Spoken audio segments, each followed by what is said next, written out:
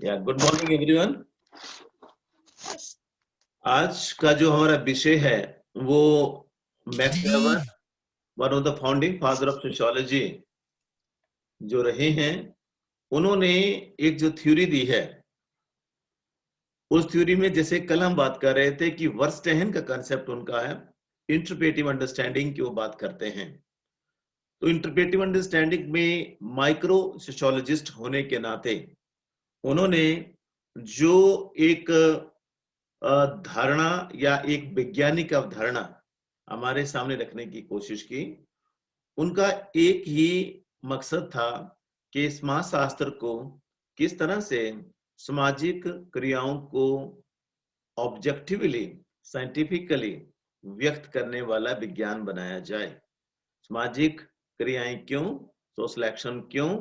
क्योंकि उनका ये मानना है कि सामाजिक क्रिया ही कैसा पहला स्टेप है और मूलभूत फंडामेंटल एस्पेक्ट है जिसके आधार पे हम समूह का निर्माण कर सकते हैं।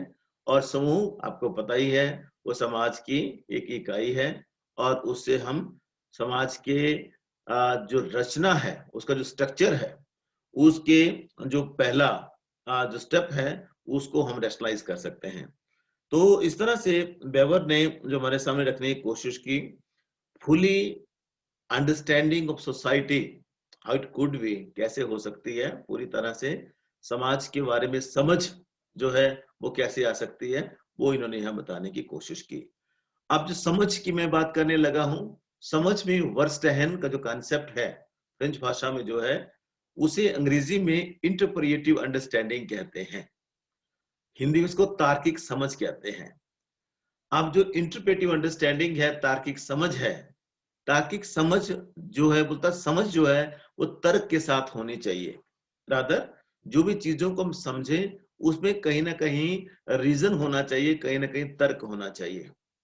अब जो तर्क होगा तो उसके लिए यूनिट उन्होंने जो पकड़ा वो सोशल एक्शन था। आप सोशल एक्शन के लिए जब तर्क की वो बात करेंगे तो उसमें सिंपल शब्दों में एक बहुत इंपॉर्टेंट चीज आएगी कि जो सोशल एक्शन जो है वो किस तरह से छोटे लेवल पर आकर, छोटे लेवल में बाय मीन माइक्रो लेवल पर आकर किस तरह से वो पूरी तरह से समाज को प्रभावित करता है। जो समाज को प्रभावित करेगा तो उसी के आधार पर हम उसको इंटरप्रेट कर पाएंगे, और जब इंटरप्रेट कर पाएंगे तो उसमें जो अति महत्वपूर्ण उनका जो काम था, और इसी के आधार पे बोलता हम समाज को या समाज की संरचना को समझ सकते हैं। अति सूक्ष्म लेवल पे उन्होंने जो कहने की कोशिश की, उसे उनकी एक रचना है इकोनॉमी एंड सोसाइटी, जो 1920 में प्रकाशित हुई। उसमें इन्होंने इसका विचार किया है और ये कहा है, उस इकोनॉमी एंड सोसाइटी जो 1920 में प्रकाशित हुई, उन्होंने कहा है कि sociology is a science concerning itself with interpretive understanding of social action. Social action के इंटरप्रेटिव अंडरस्टैंडिंग के साथ सोशियोलॉजी डील करता है, और thereby causal explanation of his course and consequences. Causal explanation माने cause and effective relationship of their courses and consequences, जो उसके courses हैं और उसके जो परिणाम हैं, जो कार्य और कारण है। कारण क्या है, किसी भी घटना के ऑकरेंसेस के पीछे क्या कारण है उसका, और उसके बाद उसके जो परिणाम होते हैं, परिणाम क्या होगा, परिणाम जैसे सामाजिक संबंधों का निर्माण होना। संबंध कैसे, मेरा किसी के साथ एक्शन कैसा है वो डिसाइड करता है कि मेरा उसके साथ संबंध कैसा होगा। तो ये उसके परिणामों की बात की। 1920 में छपी ये किताब इकोनॉमी एंड सोसाइटी के आधार पे ये पहली प्रपोजिशन है जिसको लेके हम चलेंगे। अब इससे पहले मैं आगे बढ़ूं, अमित वैद्य जी जुड़ चुके हैं और मैं अमित वैद्य जी से अनुरोध करूंगा कि वो आपको इनलाइटन करें और किस तरह से ग्रेट लर्निंग का ये जो हमारा सॉफ्टवेयर है, इसको हम किस तरह से यूज करें, किस तरह से यूज करें बच्चों के पर्सपेक्टिव से, कि ताकि आपकी इफेक्टिव टीचिंग हो सके। तो मेरा रिक्वेस्ट रहेगी, आपको बता दूं सारे बच्चों को, Amit Vaidya ji B Voc degree programme में एक टीचर हैं और वो बच्चों को बी वॉक डिग्री प्रोग्राम में पढ़ाते हैं। कंप्यूटर के एक्सपर्ट हैं ये, और ये कई जगहों पे नौकरी करने के बाद फाइनली चंबा पहुंचे हैं। तो he is knowing lot of things about computer and all that, and he will be definitely guiding you all how to proceed further. Amit ji, Amit Vaid.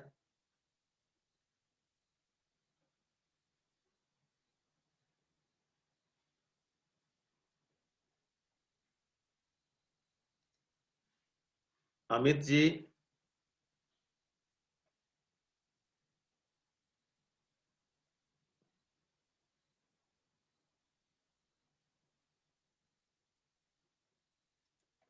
पता नहीं कहाँ चला गया यार।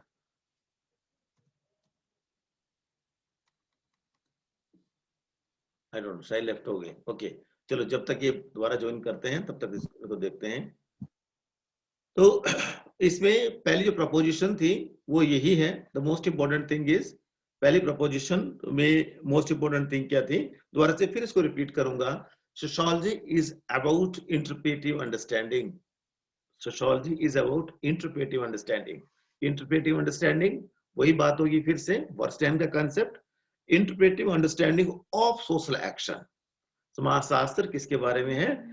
सामाजिक क्रिया के इंटरप्रेटिव तर्क संगत समझ के बारे में है। और ये उसमें आगे क्या कहा, interpretive understanding of social action thereby causal explanation. Causal माने positive relationship, cause and effect relationship, उसके बीच में क्या है उसके बारे में, और उसके जो कॉन्सिक्वेंसेस हैं, जब हम किसी से क्रिया करते हैं, किसी के साथ हमारी क्रिया होती है तो उसका परिणाम क्या निकलता है, उसके बारे में ये बताने की इसमें कोशिश जो है की गई है। और ये सारी चीजें उसकी तरह रहेंगी, सारी चीजें उसकी तरह रहेंगी। तो जो सेकंड चीज जो है इसमें सोशल एक्शन की थ्योरी में, the most important thing is, उसमें इन्होंने ये बताने की कोशिश की कि extension of contribution to sociology by Max Weber, उसमें इन्होंने तीन मुख्य पॉइंट्स जो हैं उनको, उनकी ओर इशारा किया जा सकता है। तीन मुख्य पॉइंट्स को यहाँ इंक्लूड किया जा सकता है।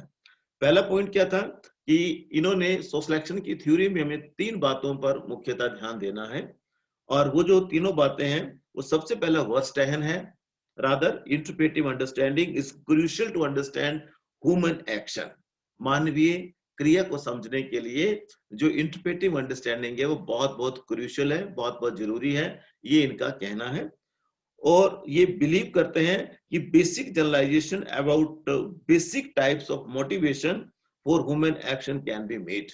इनका ये मानना है कि किसी भी एक्शन के पीछे बेसिक मोटिवेशन क्या है उसको आराम से कोडिफाई किया जा सकता है, उसको आराम से देखा जा सकता है। ये इनका पहला मानना है। दूसरा मानना ये है कि इनका जो क्लासिक वर्क है, जो कार्ल मार्क्सियन जो अंडरस्टैंडिंग थी रिलीजन की, उसके खिलाफ इन्होंने जो कहा, जो कार्ल मार्क्स ने कहा था कि religion is an opium and it opiumise people and it has no role to play in the development of capitalism. अब मैक्स वेबर ने क्या किया, इसके ऑपोजिट मैक्स वेबर ने बात की। मैक्स वेबर ने ये कहा कि ये ओपियम नहीं है, it never opiumise people and it has definitely a role to play in the development of capitalism, development of capitalism. So सिर्फ कहने का मतलब हमारा यही है। और इसके ऊपर इन्होंने एक अपना थीसिस डेवलप किया जिसका नाम है Protestant ethics and spirit of capitalism, और आगे चल के इसके बारे में हम डिटेल से देखेंगे। और साथ में इन्होंने ये एम्फेसाइज किया कि जो रिलीजन जो होती है उसका धर्म का पूंजीवाद के विकास में बहुत बड़ा रोल है, और इसी के आधार पे उन्होंने सोशियोलॉजी ऑफ रिलीजन की रचना की। तो ये दो कनोटेशन है इनके बारे में। और तीसरा अति महत्वपूर्ण जो कनोटेशन है इनके बारे में, मैक्स वेबर के बारे में, वो कनोटेशन है ही constructed ideal type of everything. Ideal type में आदर्श प्रारूप। आदर्श प्रारूप मैंने पहले भी कहा था, आदर्श प्रारूप simply means which seems to be the best example of anything. जो किसी का बहुत बेस्ट एग्जांपल लगे उसे हम आइडियल टाइप कहते हैं, मैक्स वेबर कहते हैं। रादर मैक्स वेबर उसे आइडियल टाइप कहते हैं। मैक्स वेबर बोलते हैं कि मॉडर्न सोसाइटी में जो भी पावर, अथॉरिटी, ब्यूरोक्रेसी जो भी देखने को मिलता है हमें, वो सब आइडियल टाइप है। Even he has also constructed ideal type of social action कि सबसे बढ़िया बेहतरीन कैसे हो, परंतु एक प्रकट रूप में, मैनिफेस्टेड फॉर्म में जो हमें देखने को मिला है वो है इनका मैक्स वेबर का जो पावर एंड अथॉरिटी का जो कॉन्सेप्ट है वो इनकी मुख्य चीज है। और इस मुख्य चीज के आधार पे इन्होंने जो एडवोकेट करने की कोशिश की है कि ब्यूरोक्रेसी जो है that is manifestation of power and authority one is having by mean एक व्यक्ति के पास जो भी पावर है, सत्ता है और प्राधिकार है, जो अथॉरिटी है, वो एक लीगल सिस्टम में, गवर्नमेंट रिकॉग्नाइज सिस्टम में, व्यवस्था के रिकॉग्नाइज सिस्टम में कैसे उसका प्रयोग होता है, वो इन्होंने इस सिस्टम में बताने की कोशिश की है।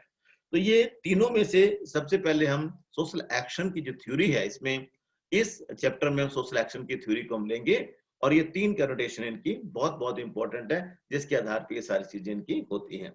तो मैक्स वेबर का जो इंटरेस्ट है रादर सोशल एक्शन को लेकर, सोशल एक्शन एंड वर्स्टहन करके इस शब्द को मैं यहाँ लेने की कोशिश करूंगा, क्योंकि दोनों जो है वो साइमल्टेनियसली चलते हैं। और अनफॉर्चुनेटली हम लोग क्या करते हैं, वर्स्टहन को छोड़ देते हैं, और जबकि वर्स्टहन जो है वो मुख्य बात है इसकी, और सोशल एक्शन है वो इसका एक एग्जाम्पल टाइप में है, एग्जाम्पल टाइप में है।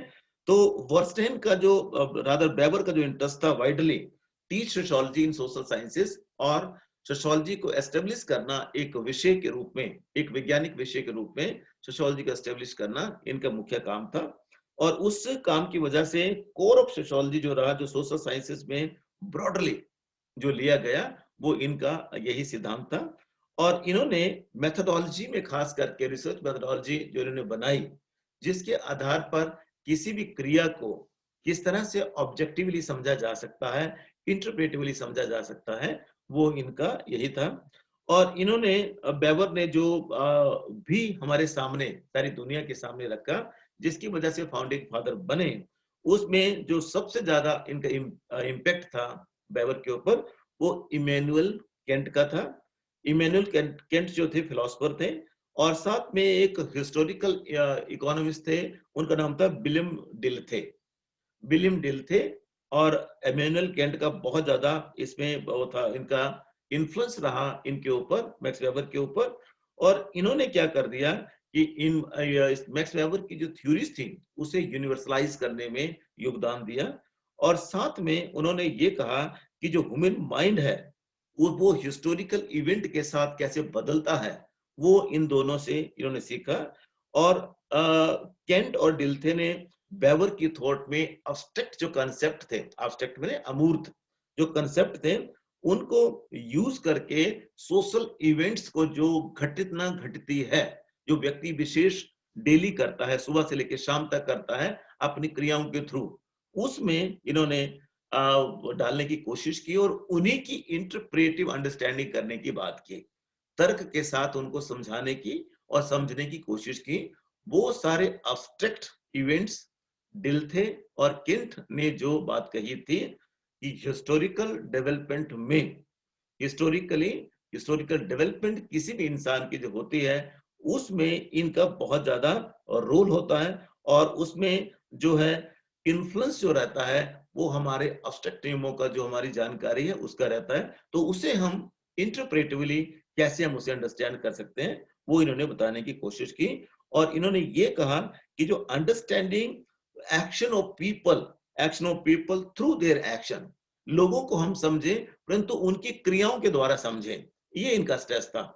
लोगों को समझे लोग कैसे होंगे, इसलिए इन्होंने बिहेवियर की बात की थी, बिहेवियर की बात की थी, जिसे मैं इस तरह से भी बोलता हूं हमेशा कि जो भी है व्यक्ति विशेष जो है वो बिहेवियर से पहचाना जाता है। भाव, भावना और व्यवहार, ये है 3 जीवन के आधार। ये लाइन में हमेशा बोलता हूं। भाव, भाव मैंने इमोशंस, हमारे इमोशंस कैसे होंगे। आप मैक्स वेबर के सेंस में देखें तो हमारा इमोशन हमारी मम्मा के लिए अलग है, पापा के लिए अलग है, भाई के लिए अलग है, दोस्त के लिए अलग है, गर्लफ्रेंड के लिए अलग है, बॉयफ्रेंड के लिए अलग है, बॉस के लिए अलग है, सबके लिए भाव हमारे अलग अलग हैं। और जैसे हमारे भाव होते हैं वैसी हमारी भावनाएं प्रफुटित होती हैं, वैसी हमारी भावनाएं आएंगी। अब पापा के लिए भाव क्या है, उस उनके लिए भावना अलग से होगी, और उस उनके साथ मम्मा के लिए भाव क्या है, वह भावनाएं अलग होंगी। सिस्टर के लिए, बहन के लिए, भाई के लिए भाव क्या है, वहां भावनाएं अलग होंगी। और फिर बॉयफ्रेंड, गर्लफ्रेंड, पति, पत्नी, आगे चल के लेटर स्टेज पे वो भाव वहां क्या है, भावनाएं अलग होंगी। और वेबर ये कहते हैं कि जैसा भाव है वैसी भावना है, और वैसा ही आगे व्यवहार भी होता है। और परंतु उस व्यवहार को जो भावना है, भावना को हटाकर उसकी जगह हम तर्क कैसे लाएं, वो तर्क जो वो तर्क संगत समझ वो है। भावना को हटाकर भावना को हम किस तरह से तर्क के साथ इंटरप्रिएट करें, रादर किस तरह से इंटरप्रिएटिव अंडरस्टैंडिंग उस भावना की हम करें, उस भाव की हम करें, किस तरह से रिपीटिंग, किस तरह से इंटरप्रेटिव अंडरस्टैंडिंग करें भाव की और भावना की, जिससे हमारा व्यवहार, जिसको हम सोशल एक्शन बोलते हैं, वो प्रभावित हो। व्यवहार का मतलब तो be have, be plus have, जो हमारे पास है, जो प्रकट होता है, वो किस तरह से प्रकट हो हमारी क्रियाओं के रूप में, एक्शन के रूप में, वो इन्होंने बेवर ने बताने की कोशिश की। Weber being a social scientist, he used ideal type, ideal type का उन्होंने प्रयोग किया, और आइडल टाइप की वजह से ही उन्होंने सारी की सारी चीजों को हमारे सामने रखने की कोशिश की।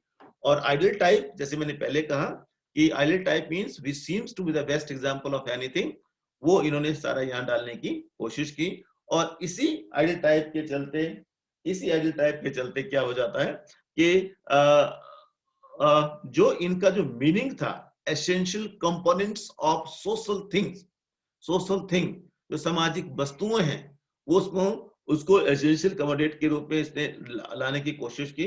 और इन्होंने आइडल टाइप जो है that that can be based on historical event, इन्होंने कहा कि हिस्टोरिकल इवेंट के ऊपर भी वो हमें वहां से रेफरेंस लेना है कि इतिहास में ये हुआ था, सिंधु घाटी सभ्यता हुई, और उसे आज भी ये माना जाता है कि वो नगरीय नियोजन, जिसको अर्बन प्लानिंग हम बोलते हैं, उसमें सबसे बेहतरीन नमूना था, वो नमूना था, बोला नमूना है पूरा, ये मॉडल है पूरा, ठीक है, तो मॉडल है। तो इसी तरह से बोलता है जो हिस्टोरिकल अब्स्ट्रैक्ट जो है, उसके आधार पे ये सारे के सारे इनको हम कंसिडर कर सकते हैं।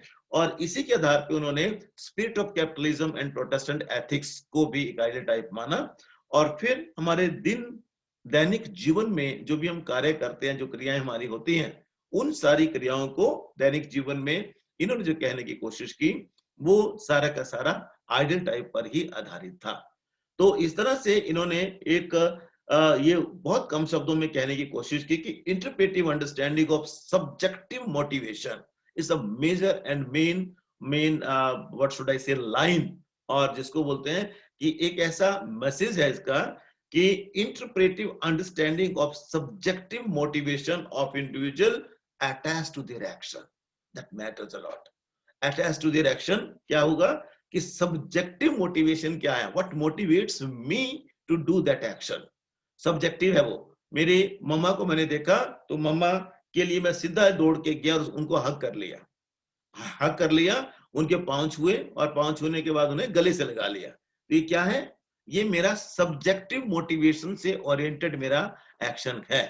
और जब कोई मान लो गलत काम कुछ हुआ है, तो उस गलत काम को होने के बाद हम क्या करते हैं कि अपना जो प्यारा है, चाहे पापा है, मम्मा है, कोई भाई है, बहन है, कोई भी है, उनके साथ गले मिलकर जोर जोर से हम रोते हैं, जोर जोर से रोते हैं। तो वो जो रोना है, दैट इज वो है, वो सब्जेक्टिव जो मोटिवेशन है, सब्जेक्टिव मोटिवेशन। और वो कैसी सब्जेक्टिव मोटिवेशन है, जो कि हमें पता है कि हमें सुना जाएगा और वह हम रोने की कोशिश करते हैं। परंतु बेवर क्या बोलते हैं, उन्हीं सब्जेक्टिव मोटिवेशंस को which are attached to our action, which are attached to their action, our action, हमारी क्रियाओं के साथ जुड़ी हुई हैं, उन्हीं की ऑब्जेक्टिव अंडरस्टैंडिंग करनी है। ऑब्जेक्टिव अंडरस्टैंडिंग बात इंटरप्रेटिव अंडरस्टैंडिंग उसकी करनी है। और जब तक उसकी इंटरप्रेटिव अंडरस्टैंडिंग नहीं करेंगे उनकी हम, तब तक किसी भी तरह से हम एक्शन की इंटरप्रेटिव अंडरस्टैंडिंग नहीं कर सकते। तो ये आई एम रिपीटिंग अगेन कि वर्स्टहैम का कंसेप्ट का मतलब सिंपल शब्दों में क्या था कि interpretive understanding of subjective motivation behind social action, behind their action, behind action of individual, behind action of individual। और इन्होंने आप इस बेसिक सोशियोलॉजी का टर्म के रूप में इसको यूज किया, और उसने डिफरेंट टाइप्स के सोशल एक्शन की बात की, whether those actions are based on emotions, relations, और उसके बाद ट्रेडिशन के पे था, और वैल्यूज पे था, और उसके बाद गोल पे था। 3-4 तरह की बात करते हैं, जिसको आगे चल के हम डिटेल में बात करेंगे। And that was coming from historical reality, historical reality के बेस पर वो आधारित थे, और इस तरह से इन्होंने सारा का सारा करने की कोशिश की। और वेबर ने जो है इससे पहले, समझने से पहले, positive relationship should be weighted to understand the meaning attached to action by the actor. Actor जो उस एक्शन के साथ क्या मीनिंग अटैच करता है, उसको हमें समझाना बहुत बहुत जरूरी है। अगर उसको नहीं समझाएंगे तो फिर हम किसी भी एक्शन को इंटरप्रेटिवली नहीं समझ पाएंगे। और इसको समझाने के लिए इन्होंने दो तरह की उसकी इंटरप्रेटिव अंडरस्टैंडिंग की बात की। अंडरस्टैंडिंग बोलता दो तरह की होती है। इसको समझने के लिए, समझाने के लिए अंडरस्टैंडिंग दो तरह की है। नंबर एक, डायरेक्ट ऑब्जर्वेशनल अंडरस्टैंडिंग। डायरेक्ट होती है, जो इसमें कुछ भी नहीं करना होता हमें, और डायरेक्टली हम जो देख रहे हैं उसी को हम समझ रहे हैं, without without interpret rather without interfering in the action which is going on. जो एक्शन चल रहा है उसको बिना डिस्टर्ब किए दूर से डायरेक्ट ऑब्जर्वेशनल, मतलब रादर डायरेक्ट उसको हम ऑब्जर्व करेंगे, और ऑब्जर्वेशनल तरीके से उसको, जो भी लोग कर रहे हैं, whatever they are doing, we are observing them without disturbing them. इसको बोलेंगे डायरेक्ट। ठीक है, whatever people are doing, we are observing without interfering or without disturbing them. That is direct. Clear to everyone? Second one है, that is emphatic. Emphatic में क्या होता है? Emphatic में इसका मतलब सिंपल शब्दों में क्या हो जाता है कि जो सोशियोलॉजिस्ट अंडरस्टैंड करते हैं, सोशियोलॉजिस्ट जो अंडरस्टैंड करेंगे, इसको बोला मीनिंग ऑफ एनी एक्ट। जो भी वो क्रिया कर रहा है व्यक्ति, उसी मीनिंग को जैसे सोशियोलॉजिस्ट अंडरस्टैंड करेंगे, वो सारा का सारा उसमें आएगा। और इसमें ये कहने की कोशिश की गई है कि this type of understanding would require to find out why someone is doing that act. अब यहां क्या होगा कि यहां क्या हो जाएगा कि यहां जो व्यक्ति काम, कोई भी क्रिया को कर रहा है, उस व्यक्ति में ये ढूंढने की कोशिश की जाएगी कि वो क्रिया क्यों कर रहा है। और आपको पता ही है, जब क्यों की बात आती है तो वहां ऑब्जेक्टिविटी आती है। तो ये वाली जो समझ जो है, जिसको जिसको एम्फेटिक अंडरस्टैंडिंग बोलते हैं, ये समझ जो है, ये एक पहली वाली औसत प्रकार की समझ है, दूसरी वाली तार्किक समझ है। इसमें तर्क को ढूंढा जाएगा, जो कि मैक्स वेबर की थ्योरी का मुख्य आधार है। इसमें ये जानने की कोशिश की जाएगी, why the person is doing that action.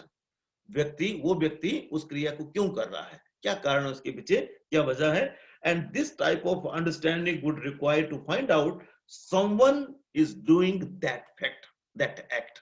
क्यों वो कर रहा है, उसको जानने की कोशिश में। तो इस तरह से जो है वो दोनों प्रकार की एवरेज, जो पहले वाली है औसत, जिसको हम बोलते हैं डायरेक्ट ऑब्जर्वेशनल एक अंडरस्टैंडिंग है, जिसमें कि हम व्यक्ति को नहीं छेड़ते हैं, और वो जो कर रहा है उसको चुपके से हम चुपचाप से नोट डाउन करते हैं, और उसके हम जो है पूरा उसको यूज करते हैं। और दूसरे में जो कि वेबर के काम का नहीं है, वेबर के काम का कौन सा है, दूसरे वाला, जिसको कि हम इंटरप्रेटिव अंडरस्टैंडिंग बोलते हैं, इम्फेटिक अंडरस्टैंडिंग बोलते हैं। Emphatic understanding is that understanding in which what an individual is doing, or what an actor is doing, any type of act, why he is doing that act, this is the main thing. और why की जहां भी बात होगी, what, why, when, where, तो हम science की बात करते हैं, हम विज्ञान की बात करते हैं। वो क्यों कर रहा है, वो क्यों का जवाब ढूंढना ही वो इंटरप्रेटिव अंडरस्टैंडिंग है। Clear to everyone? Clear? Yes sir.